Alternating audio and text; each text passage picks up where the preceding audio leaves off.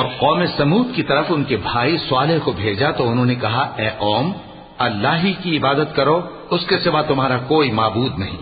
اسی نے تم کو زمین سے پیدا کیا اور اس میں آباد کیا، تو اس سے مغفرت مانگو اور اس کے آگے توبہ کرو۔ بے شک میرا پروردگار نزدیک بھی ہے اور دعا کا قبول کرنے والا بھی ہے۔ انہوں نے کہا کہ صالح، اس سے پہلے ہم تم سے کئی طرح کی امیدیں رکھتے تھے، اب وہ منقطع ہو گئی۔ کیا تم ہم کو ان چیزوں سے منع کرتے ہو جن کو ہمارے بزرگ پوجتے آئے ہیں؟ اور جس بات کی طرف تم ہمیں بلاتے ہو اس کی طرف سے ہم بڑے بھاری شک میں ہیں۔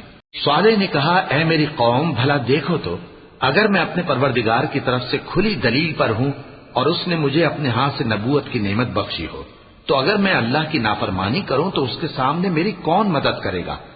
تم تو کفر کی باتوں سے میرا نقصان ہی کرتے ہو۔ اور یہ بھی کہا کہ اے قوم، یہ اللہ کی اونٹنی تمہارے لیے ایک نشانی یعنی معجزہ ہے، تو اس کو چھوڑ دو کہ اللہ کی زمین میں جہاں چاہے چلتی پھرے، اور اس کو کسی طرح کی تکلیف نہ دینا، ورنہ تمہیں جلد عذاب آ پکڑے گا۔ مگر انہوں نے اس کو کاٹ ڈالا۔ تو صالح نے کہا کہ اپنے گھروں میں 3 دن اور فائدے اٹھا لو، یہ وعدہ ہے کہ جھوٹا نہ ہوگا۔